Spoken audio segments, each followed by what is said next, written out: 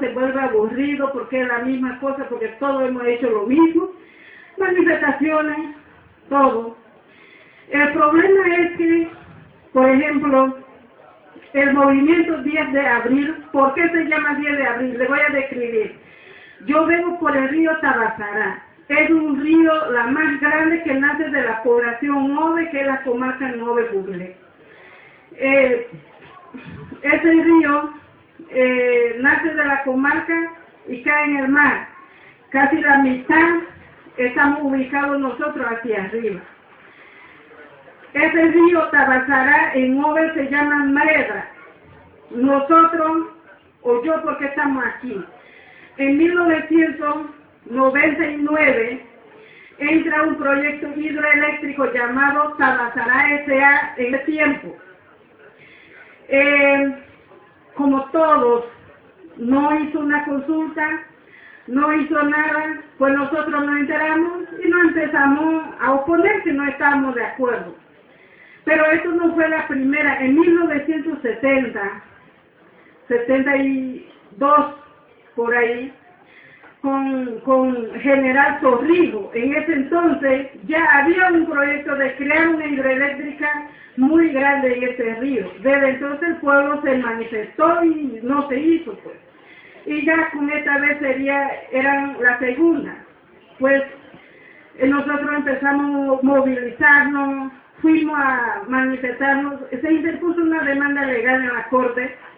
La Corte no se pronunciaba, no decía nada, pues hicimos una marcha en la Corte 2 veces, hicimos marcha, en la Interamericana hicimos manifestación, en el 2003 cayeron más de 50 personas presos. En ese entonces, bueno, en todo eso, como le decía ayer, la organización Movimiento 10 de Abril es mixto, es indígena y es campesino, porque el río lo compartimos entre los campesinos e indígenas, así que la movilización era todo. Entonces cayeron más de 50 personas presos, bueno, y se sacó, se hizo toda esa diligencia, y luego en ese entonces estaba recién un defensor del pueblo, no sé si eso existe por aquí o existe en el país de ustedes, pero allá se había creado defensor del pueblo. Ese defensor del pueblo nos apoyó mucho en ese entonces en contra de la hidroeléctrica. Pues de ahí pusimos una demanda, eso quedó así, el proyecto sin ningún pronunciamiento de parte de la Corte, pero vino la empresa, se retiró, que era Tabasará S.A. Bueno, ya nos quedamos libres, formamos una feria, hacíamos feria del lago. En 2007 entra entonces Generadora del Istmo, el proyecto Barro Blanco. El propietario es gerente general Aldo López, vive aquí en Guatemala y es asociado con los cafés de Honduras.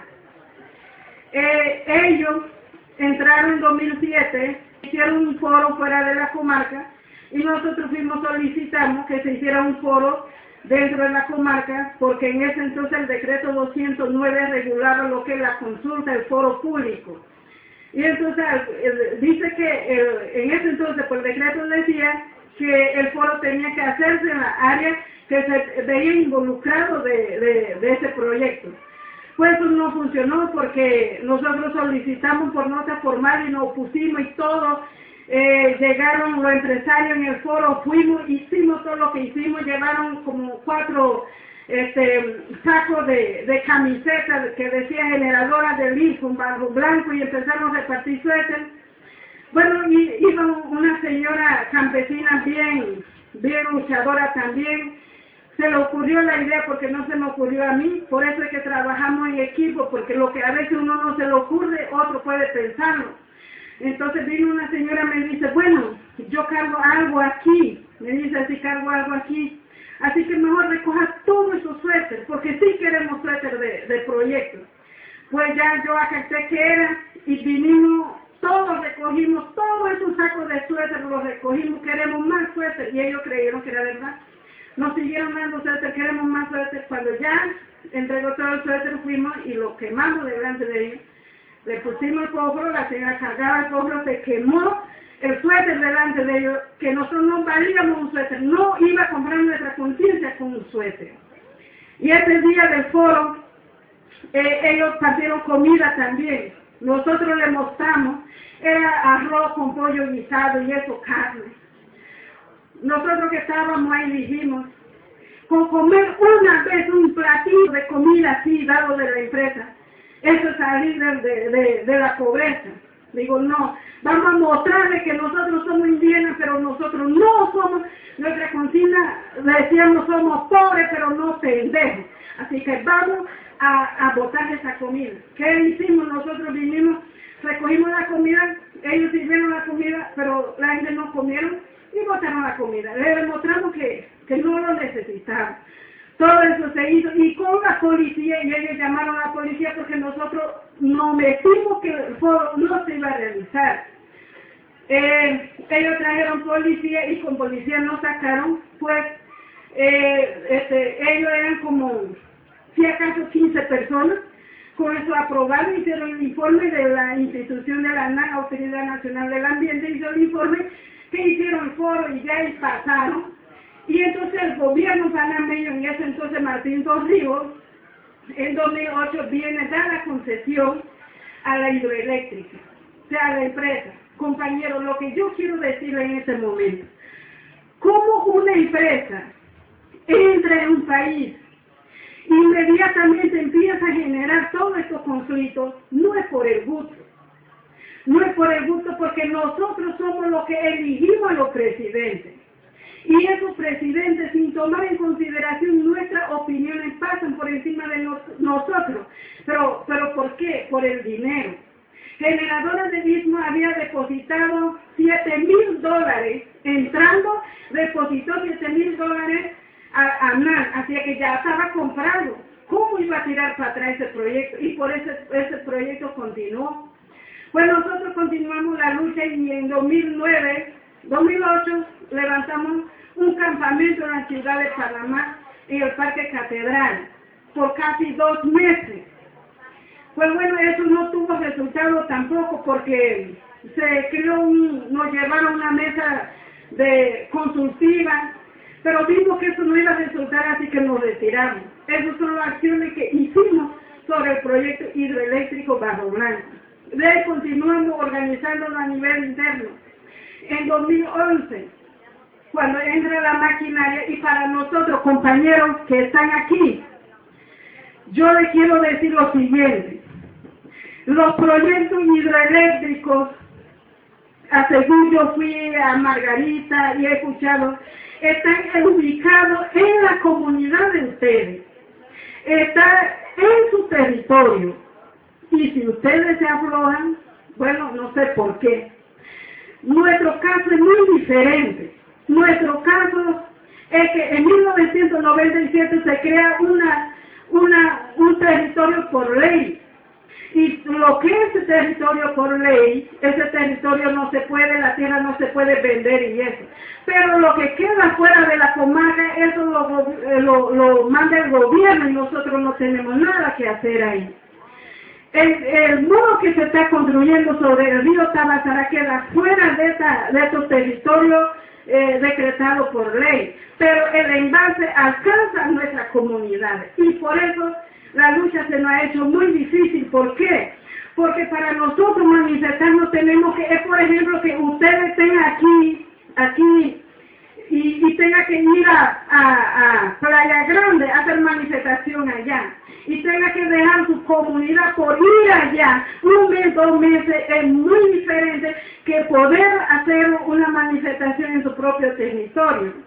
Entonces a nosotros se nos ha hecho muy difícil por eso, pero aún lo hemos enfrentado.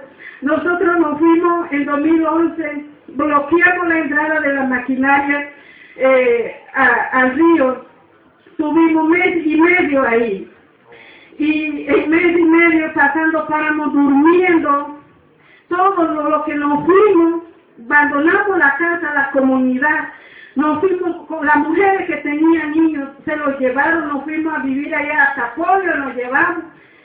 Faltaba llevar puerco para ubicarnos a vivir, ya estábamos planeando hacer casa, pero eso es a la orilla de la vía interamericana.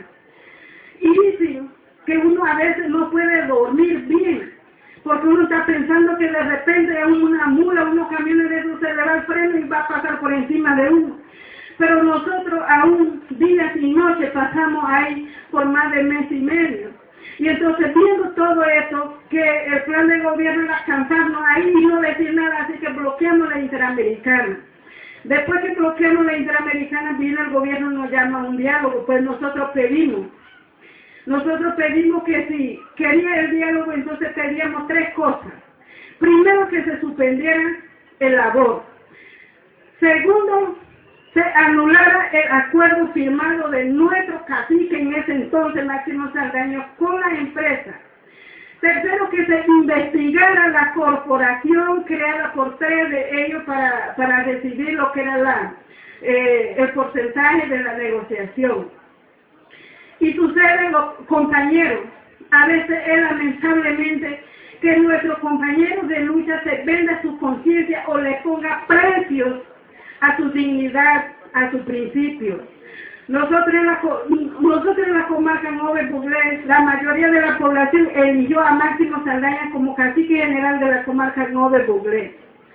Cacique Máximo Saldaña, Aldo López, llegó y manipulado por un abogado indígena. Es un indígena, pero profesional, estudió, es licenciado, qué sé yo, era el asesor de este cacique. Y empezó a lavarle el cerebro al cacique. Y yo le voy a decir a ustedes, compañeros, yo soy mujer, no tengo sueldo, no tengo nada, soy ama de casa, pero yo tengo dignidad. Un día me llama ese licenciado, me dice, Winnie, venga acá porque quiero hablar contigo.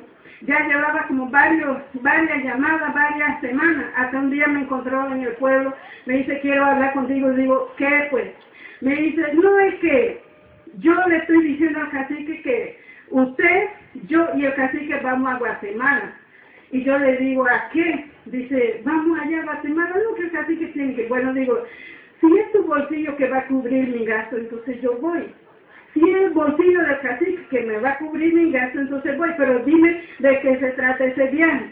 Ah, no, lo que pasa que allá en Guatemala la empresa ya ha hecho varias hidroeléctricas y no son malos, han traído desarrollo para la gente.